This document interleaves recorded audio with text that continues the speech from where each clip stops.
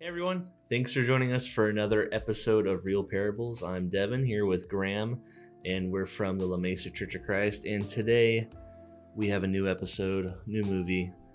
We did Holes today. Holes is a great movie. It's a really good movie from my childhood. Yeah, early 2000s. Yeah, and also a good book if you've never read it. Never read it. Schools used to make you read it. I don't think they do that anymore. But if this is your first time listening to our podcast, what we do here at Real Parables is we watch movies like Graham and I often do. And being the ministers that we are, we like to think of those movies in a biblical sense.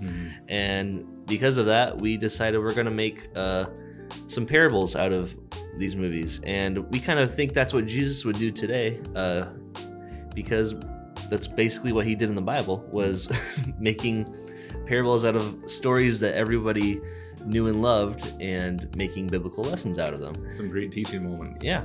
So that's what we're trying to do today, is listen to these movies and give our input of what we think God's trying to tell us from these movies. Yes. And so today we did Holes, which was fun to rewatch. If you've never seen it, spoiler alert as always. But you should have seen it. I mean, yeah. It's got to be at least 20 years old or close to it. Yeah, it's got baby Shia LaBeouf in it. Yeah, he's 14, 13 in it? Probably. Yeah. He's young. But the movie is about a boy named Stanley who just has some very unfortunate luck. And because of that unfortunate luck, ends up being stuck at a it's kind of like juvie out in the desert where you have to dig holes, hence the name. But it's a bummer because he didn't deserve to be there, but his family is convinced that it's a curse from his great-great-grandfather. Great pig stealing, no good grandfather, actually. We'll get into that later. Yeah. So Stanley is stuck here at Camp Green Lake, which is a funny name. No lake. Or green. Yeah. Stanley is stuck here, and after slowly figuring out kind of how the social dynamic works at this prison-like camp, he eventually starts to learn some secrets about his own family, and ends up breaking the curse and returns home with a fortune. But we'll talk more about that. If you've seen the movie, you know exactly all the details of how that happens.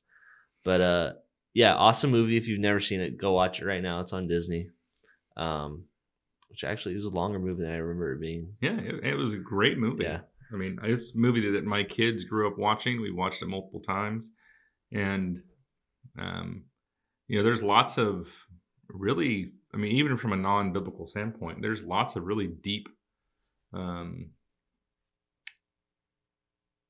ideas and thoughts that went into the overall theme of this movie. And one of the ones that kind of stands out is the impact of fate and history on everyday life. In this movie, the events of the past 150 years have been kind of setting the stage for the Yelnats and the Zeroni families to come back together again. Each time the Yelnatses seem to be in the wrong place at the wrong time, which is how this movie starts. They seem to be in the wrong place at the wrong time. A fateful turn of events, makes that wrong place at the wrong time eventually end up being the right place at the right time. Through certain events, they may seem like mere coincidence, but there's far too many of these coincidences and holes to really discount the hand of fate in all our lives. If Stanley, for instance, later on in the movie, if he had not fallen into the mud on God's thumb, he would have never found Sam, who's a character in the movie's onions, and those onions wouldn't have cured the stomach issues that Zeros was having to deal with. And if they hadn't have eaten all those onions, then they wouldn't have been able to be around those yellow spotted poisonous lizards, which are there, other than the Gila monster, are there poisonous lizards? There's So technically, Komodo dragons are poisonous. I think a couple more like monitors, bacteria, right? Yeah, their mouths are so full of bacteria that is what Yeah. causes the poison. Which, because of that, it's actually harder to treat that because there's so many different kinds of bacteria. But it's not. The Gila monster is the only one that have a venom, I think. I think so. Yeah. So, but these. So I think these are kind of like a. Well, these are bearded dragons with paint covered. Yes. Yeah. They're. But and then another instance, if Kate Barlow had not robbed Stanley's great grandfather, would Camp Green Lake even exist? Yeah. If Derek Dunn had not taken Stanley's notebook, would the sneakers have landed on Stanley? Mm-hmm. If there would have been that delay. If Stanley had been assigned to a different group at Camp Green Lake, would he ever have met Zero and had the opportunity to fix the curse? There's just all these things that kind of had to line up to make the breaking of this curse, possible. These events are so unlikely that the only conclusion in this movie is that history has been manipulated in a way by fate. It was fate that brought these two friends together where the water runs uphill. Mm-hmm. So the Yelnats, could keep this age-old promise to the Zeronis. But, fate is something we don't really talk about very much in Christian circles. No. I think we kind of negate that to, secular world kind of thinking. So what is your view of fate, and do you believe that fate is a biblical concept? I don't think I have a real cemented view of fate.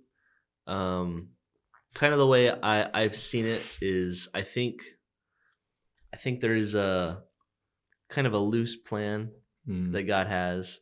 I do think free will plays a big part in what happens in this world. But at the same time, I think God does like to nudge people into the right way. And so that's kind of my view on fate is as we're living life, God kind of nudges us in the right way. It's our choice whether we're going to listen to said nudge or not. I think if you go too far into everything is fate, then it kind of gets to everything has a reason, or I don't know if that's the right way to phrase it. It starts getting to the point where people think that people dying is supposed to happen for a specific reason, and I think that's dangerous. Yeah, that little girl got cancer because it's all part of God's plan. Yeah, and that's just garbage. It was never God's plan for a little kid to get cancer. Doesn't mean he can't do something beautiful. With an unfortunate situation, but I don't think he is the reason for those situations. Yeah, I think God uses the consequences of living in a broken world to do his will, but God doesn't create that ugliness. There's that song, turns graves into gardens. It doesn't say he makes those graves. He just turns them into gardens. Yeah. I'm pretty much in line with you there. I think that, in Christian circles, there's this idea of predestination, that we were all predestined by God that certain people were predestined by God to be with him in heaven. And that's not true. The biblical perspective is that the church was predestined to spend eternity in heaven. But who's a part of the church is where the free will part comes in. And I think there are multiple opportunities as I look back on my life where God was trying to influence, the way I lived. He was putting people in my life, presenting opportunities in my life to where I would have come to faith earlier on. But I think his ultimate goal is that we all, the only thing that he really is trying to influence is our relationship with him. Yeah. And if we miss one turn off, like today, I missed the exit, and there's always another one down the road, and God's always putting these off ramps there for us so that we can get off of this path and onto the right one. And I think that's about as much role as fate really has. Mm-hmm. That God's always giving new opportunities to really believe in who Jesus Christ is. And Paul talks about that a little bit too. In Ephesians, he says, "For it is by grace that you have been saved through faith. And this is not from yourselves, it is a gift from God, not by works, so that no one can boast. For we are God's handiwork, created in Christ to do good works, for which God prepared in advance for us to do." So God had prepared in advance for us all to do his good works, to be a people of faith, but it's by no means forced upon us as fate. So that was a key theme that I think I got out of this. You know, they are definitely playing into the whole curse and fate and family history, but I think from a biblical perspective, there's some of that, but it all really boils down to the free will of individuals. Another thing that kind of is probably even more prevalent in this movie than, you know, the idea of history and fate is friendship. Friendship is huge in this movie. Yeah. It's a major theme and holds it in this movie. It trumps kind of everything else. You know, there's a very close friendship that's developed between Stanley and Zero. It started when Zero realized that he was responsible for stealing those shoes. You know, the one that got Stanley sent there anyways. And then he kind of felt a little bit guilty about that. So he wanted to help Stanley out because, I mean, if you've never watched this movie, imagine being in the desert with no shade in a bunkhouse with 20 or 15 other smelly teenagers and no air conditioning, very little water, and your whole life is regulated by a very angry, what was it, Mr. Sir. Mr. Sir. So, so Zero feels guilty that Stanley's in that situation. And then Stanley sees an opportunity to help Zero out because Zero has been a homeless kid his whole life. He's never got to learn how to read. Yeah. You know, so they form this bond. Zero would help Stanley dig holes, and Stanley would help Zero learn how to read.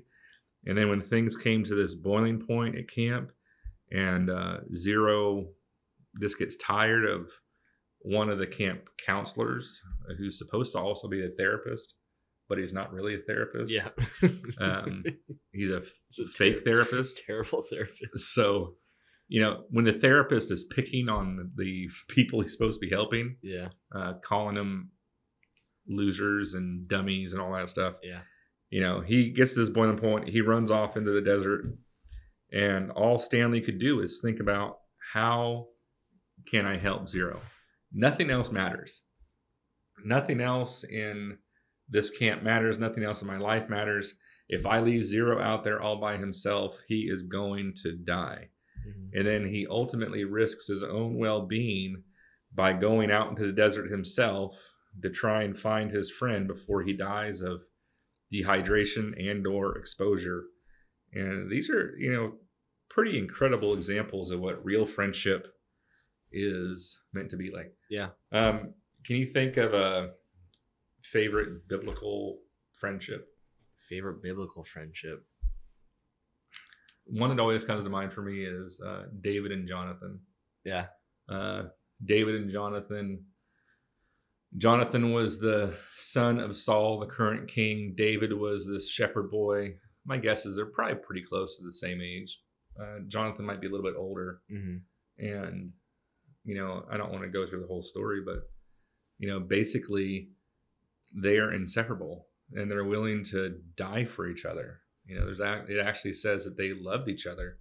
They loved each other to the point to where after Jonathan dies, David promises that he honors this promise that he made to Jonathan, that he will take care of his family even after he's gone. And he, all the way through the end of David's life, he followed through with that promise because they were bonded. They had this covenant friendship. with each other. So I think they're a great example of friendship in the Bible. I think Shadrach, Meshach, and Abednego is also a cool little trio group of friends that are just sticking. They all have a strong faith, and they're all willing to stick together. Because if any one of them wavered, it probably would have brought them all down. Yeah. But they all they needed sat through the fire. Yeah. I mean, even another awesome friendship is Jesus and Lazarus. Like, I mean, it'd be pretty awesome to have Jesus as a friend and just he must have been a really good friend for Jesus. Like, was like so upset about it. He's like, I'm bringing him back. Yeah. Well, how pissed off was Lazarus? Dude, what's up? I just got some peace finally. I was in paradise. Why did you bring me back to this? And then I'm gonna have to watch you die. I mean, that's kind of messed up. Jesus is like, I needed a golf buddy. None of these other disciples like it. Nobody else got it, man. I am telling you, one day it's gonna hit, but it's not there yet. Yeah.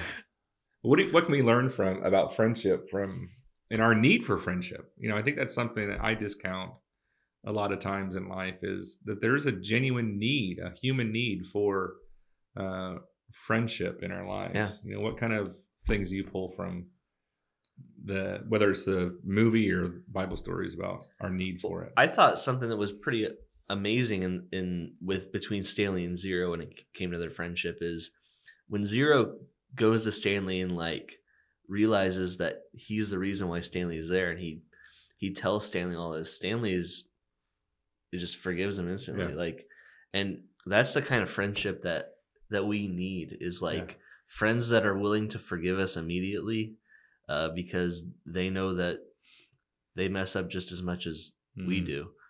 And I think that's really important in a friendship, to be able to trust somebody that much to where you can tell them how much they've messed up, especially in that special scenario where he is the reason why he is incarcerated. Yeah. And he still forgives him. Like, that's amazing. That's something I want from every friendship, which I don't think is easy to find, but it's not. I mean, it's really not. I mean, finding that friend who will, you know, what is the term, ride or die? Ride or die. Yeah. Yeah. That ride or die, you know, friendship is, you know, it's something that's talked about a lot. Mm-hmm. There's lots of people who talk about it, but the people who actually are able to live that out, that's a special bond that we don't have much in this world. Mm-hmm.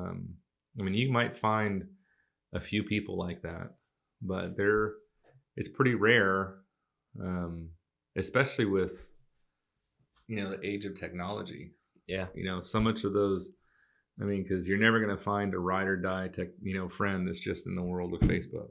Mm-hmm. You know, I mean, you can be friendly, and you know, you can have good times. You might even be able to talk about some real stuff, but at some point you need to have that person or persons who are going to be there and just, when you're going through something tough, just sit with you and help you process. There's that phrase, thicker than blood, that comes to mind. And I think that resonates, because there's sometimes when it comes to family, there's relationships that you don't really, or there's friendships can only go so far with like family. Yeah. Because you just kind of, you have to love them. Yeah. But with friends, like you've built this loving friendship from the ground up. Yeah. It almost like means something more. Yeah. You've chosen this. Yeah. Yeah. And I think the same thing is true in churches too. You know, when you build those relationships with people at church, it's something that you have, especially if it's a church that you have personally chosen, not something that you just grew up in, but you've chosen this church, you're building relationships with these people, and you might have your differences, but you're going to stick together because you're one. You know, this is your people. This is your bond. Yeah. If you don't have a friend, find one. If you live locally, maybe we're those people. Yeah, we could be your friends. Yeah. Another thing that kind of stood out is very clearly in this movie is obsession. I mean, there are people in this movie who are absolutely obsessed. Lou, she is the owner of Camp Greenwood. This Lake. Yeah, Lake Greenwood. This the property has been passed down to her through her family for years, and it is her obsession. Her obsession, and it's her family's obsession, is to try and find. The reason they're digging these holes is because there's a buried treasure out there somewhere. And her family is obsessed with being back on top. Back when they used to be the richest family around, they were what everybody looked to. But after, bad luck or a curse or maybe just the nature of things, they lose all their wealth, but they still owned the lake. And but it really wasn't a lake anymore. It's just a dry lake bed. And now it's at this point, some would ask, why not just sell it? Why wouldn't you just sell that property? I'm sure there's some geological company that would buy it to dig for minerals or whatever. Why not just sell it and move away? Well, they're obsessed because they have to find that treasure.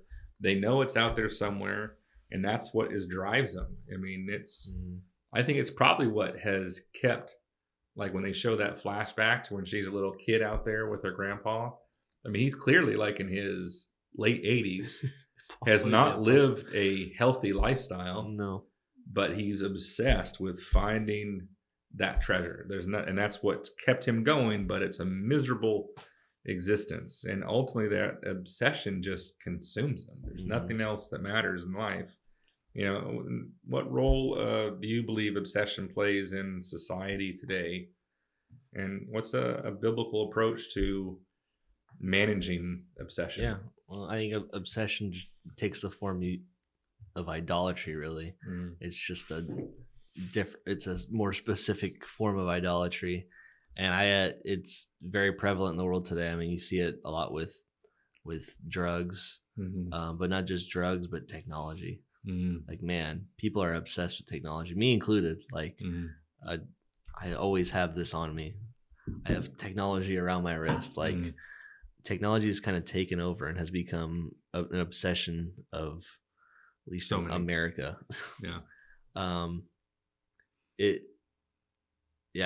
I think you would get even more specific than that. Social media, TikTok. Man, like, if you've never downloaded TikTok, it's probably not a good idea to, because as fun as the videos are, you just get sucked in, and you could just watch videos all day long and lose your entire day.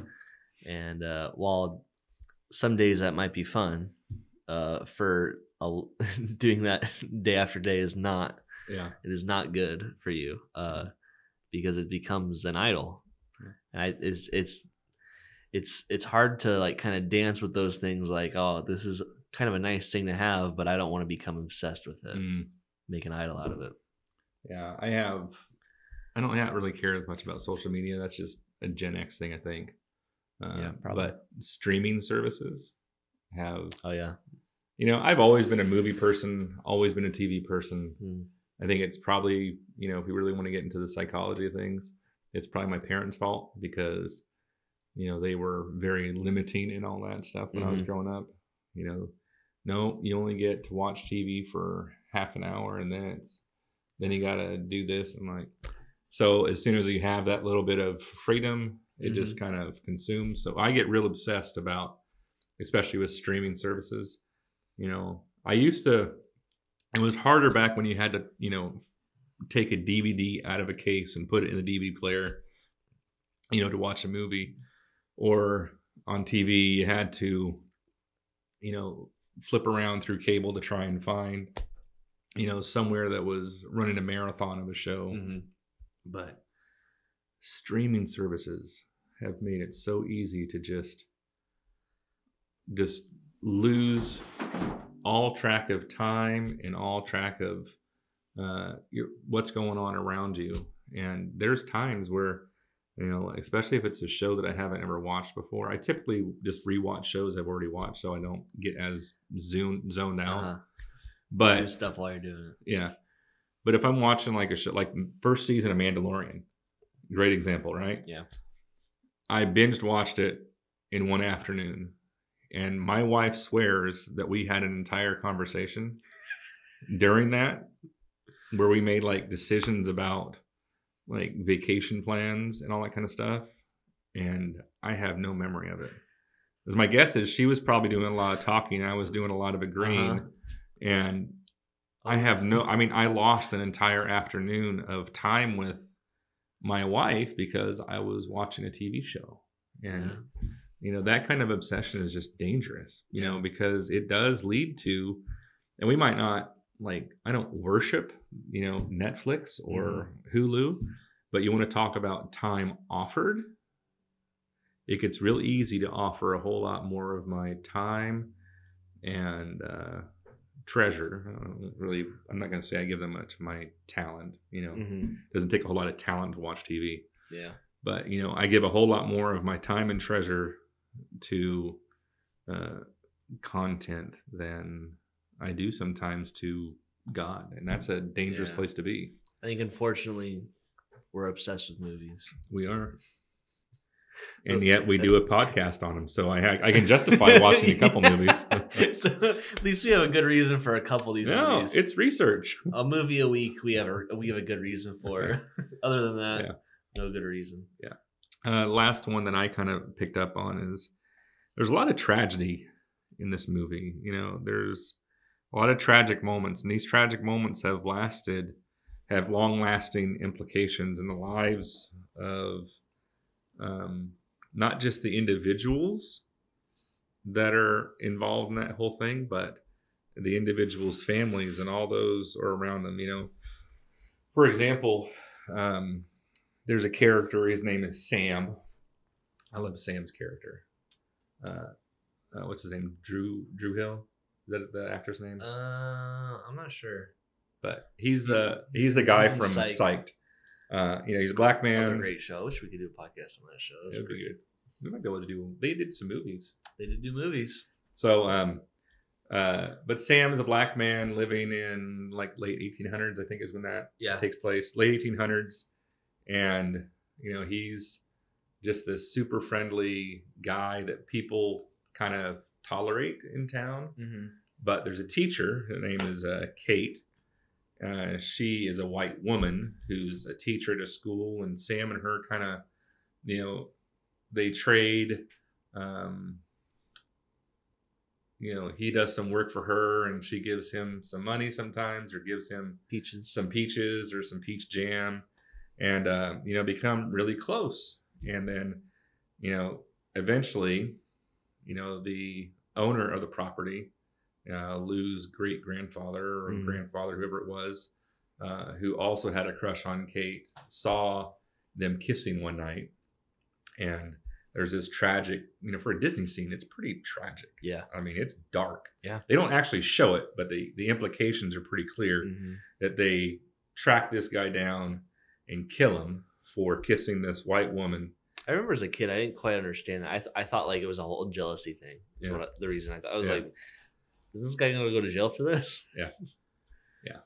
And then Kate ends up, because of losing the man she loves and just the awfulness of the other people in town, because everybody else in town is awful. I mean, except for some of the kids, they're kind of sweet, but the sheriff and some of the other families are just awful. They don't really care. So she becomes a bandit, and she's set on ruining the lives of all the people who took Sam away from her.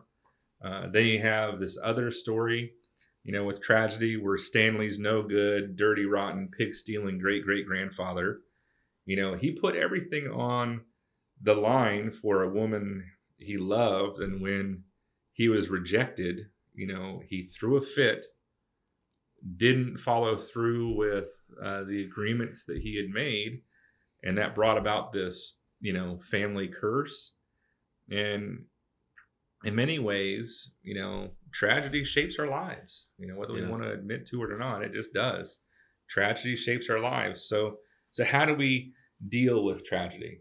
And how we deal with tragedy is very important. So I want to talk about this as best I can in a short amount of time from a biblical standpoint. Step number one is you have to find a way to release the grief. And, it's easier said than done, Mm-hmm. especially if something really wrong has happened to you. And there's a lot of really wrong, bad stuff that happens, but you have to find a way to get rid of it. And David tells us in Psalm 62, my people trust in him at all times.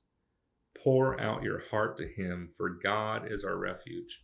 So the easiest way to deal with tragedy, with the grief that comes from tragedy especially, is to find a way to pour out our hearts. That doesn't mean just, saying a quick little prayer here or there. I mean, this is that honest, soul-crushing conversation with God. It will be tough. Have you ever had one of those kind of conversations with God? I mean, it is weird, Mm-hmm. one, because you're having this very emotional moment with somebody who's not there. For me to be able to connect, I put a chair in the room and I turned the lights down real low and I talked to God who was sitting in that chair. And at first it's weird, but then you get past it. You move through and you just release your grief. Yeah. And that's number one. Number two is be willing to receive help from others. A lot of times we get really proud, especially as men.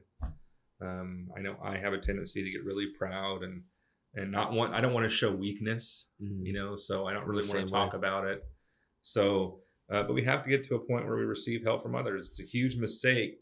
A lot of times when we have these tragic moments, we make this mistake of isolating ourselves when we're going through this crisis, but we all need support.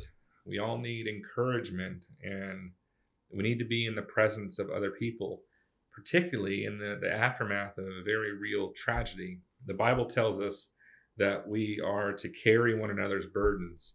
And when we do that, when we carry one another's burdens, we are obeying the law of Christ, which is to love one another. Number three, choose not to be bitter. Now that can be a hard one, but bitterness, it really is a choice. We all have the power to decide how we're going to let this tragedy affect us. If we choose bitterness, then ultimately the only person we're hurting is ourselves. And moreover, we shut the door on our own happiness, because it's impossible to be bitter and happy at the same time. It just doesn't work that way. One of the things I've learned through my 20-ish or so years in ministry is that there's absolutely no correlation in life between your experiences and happiness. I have had some pretty bad experiences in life, but I can choose how I'm going to allow those experiences to affect me. And I'll be honest, I've chosen wrong many times. I've chosen bitterness at times, but I try every day to choose happiness. I've seen people go through shocking experiences who are able to maintain positive, joyful attitudes simply because they chose to do it. I'm not going to name anybody names, but I've seen people who've lost children in tragic, horrible ways who have chosen happiness over bitterness. It is your choice. It might not seem like it, but it is a choice. Number 4, strive to see what in your life has real value. A crisis, it helps us clarify our values by showing us what really matters and what doesn't. A tragedy teaches us that, that the greatest things in this world aren't things. I might like this thing an awful lot. I spend an awful lot of time on it, but when you go through those tragic moments, if you're really honest with yourself and you don't allow yourself to get isolated, you realize in those tragedies that relationships are what matter. Paul said, all those things I thought were valuable just aren't. So your job, it doesn't mean that jobs aren't essential. We all have to have jobs, but your job isn't important. Your car isn't important. Your dream house isn't important. Only thing that matters at the end of the day is your relationships with Jesus and your relationship with people. And then number 5, now is the time to rely on Christ. It's really easy to, try to have some kind of timeline. Like, what do we have? The 5 stages of grief. Mm-hmm. And we assume that, well, I can rely on Christ later on. Yeah. I'll get through these stages, and then we'll do. Yeah. I'll get back on track. A couple months down the road, then I'll do that. But now is the time. I mean, everybody's going to go through those 5 stages of grief, but I guarantee those 5 stages are going to be a whole lot easier if you're relying on Jesus. If you want to be happy no matter what happens, then lean on Christ for stability.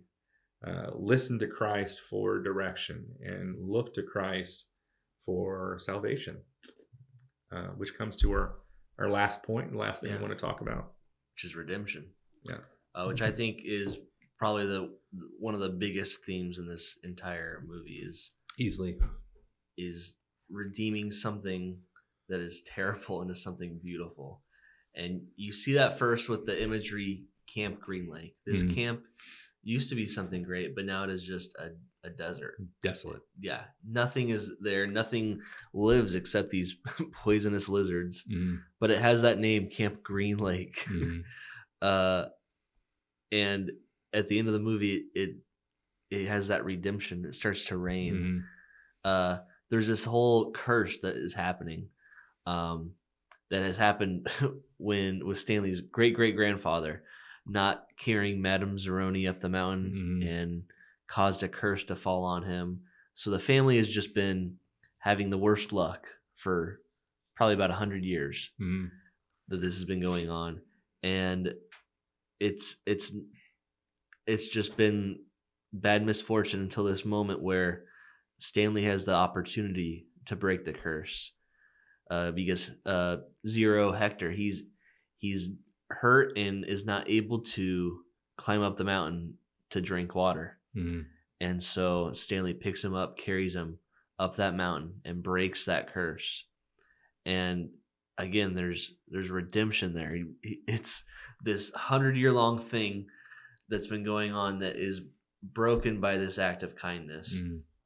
And I think it's cool too how they kind of in the story take these 2 worlds of the onions and the peaches, and at the very end that's the cure for the shoes. This like paradox, and there's all these stories of redemption that kind of all climax at once, and I think we see similar stories in the Bible, beautiful stories of redemption. The one that comes to my mind specifically is Paul/Saul. I think that is one of the greatest stories of redemption, taking somebody who persecutes Christians to becoming like writing the most of the New Testament. Like that is such a beautiful story of redemption. What are some of your favorite stories? I love the story of Peter, for redemption. Even David, to a degree, but I'll focus on Peter. Peter, he's just kind of this. I when I imagine him as this kind of loud, doesn't really think about what he's doing in the moment, just kind of goes and says stuff and does stuff that may or may not be right. He doesn't care. He just kind of does it. And, he forms this bond with Jesus over, the 3 years they're together. And seems to be making improvements. He seems to be heading on the right path. And then, at this last night that they have together, where he denies him 3 times, Peter is just crushed because he realizes exactly what's happening. Jesus warned him the devil has asked to sift you like wheat. And he realizes that is what's happening. The devil has sifted me like wheat, and I just failed. Mm-hmm. All the ugliness in my life, when you sift something, all that, it's trying to get out all the impurities, right? It's bringing all the impurities to light. And Satan has just done that with Peter. All those impure thoughts, all that fear, all that self-preservation, all that pride came bubbling up. And Peter denied Jesus. But then he remembered what he said. After this is done, return to your brothers, return to your church, return to your Christian family, and strengthen them. And then we get to the point where Peter has done that, and he meets Jesus on, that lake shore. And, Jesus, for every time that Peter had denied him, Jesus says, "Do you love me? Then take care of my sheep." And he gives him that incredible redemption moment. All that the time, for every time that he had denied Jesus, Jesus says, "That doesn't matter. Do you love me? Then take care of my people. Mm-hmm. Take care of my sheep. Take care of the church." And that's an incredible image of redemption that I think is very, very powerful. Yeah. And something that we all need to grasp. I think it's important to know that no matter where you're at in life or where you have been, you are not too late for redemption. No. This story takes place over 100 years. Yeah. And there still is that redemption. So you are never too late for God's love and grace. Like it is always welcome to you. But the sooner the better. Yes. Not because don't wait. Not because it matters, from an eternal standpoint, but one way or another, if you begin to become a follower of Jesus in the last 30 seconds of your life, or 30 years before you die, or from the time you're a child, the only difference is going to make is not eternal, but here on earth.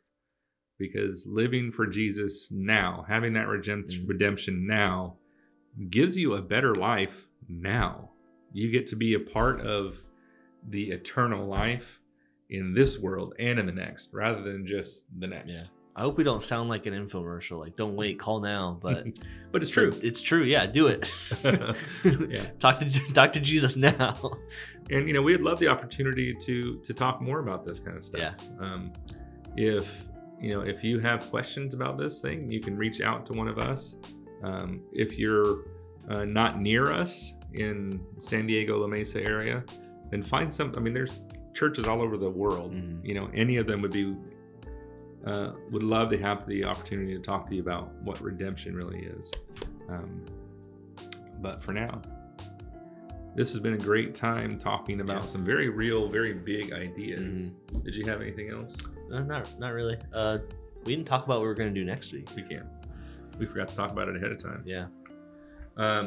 Well, since we did Holes, which is technically not animated, but it's still kind of a children's movie. Yeah.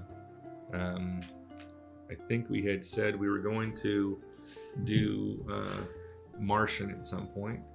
Yeah. So we can do Martian next week. Let's do that. With Matt Damon. So be watching The Martian over the next week or so. Yep. We're going to do the same. We'll see you next week. Yeah, I think I have that DVD. I don't think it's streaming anymore, but I think I have the DVD. Perfect. Okay. Well, we'll see you soon. Next week, we'll be talking about The Martian. I have never watched this movie before. Have you? Yeah, I've watched it once. Yeah. So it might be a little more raw because, a movie like Holes, I've probably watched 50 times. Yeah. And, it's pretty easy to talk about. But some of these movies that neither one of us or one of us hasn't watched as much. Well, it's funny because we did Interstellar last week with Matt Damon as a astronaut. We're gonna do the same thing next week. Different kind of astronaut. He's a better guy in this one. And then he's in Thor as technically a space Viking. All right. We'll talk to you soon. Have a great day. Adios.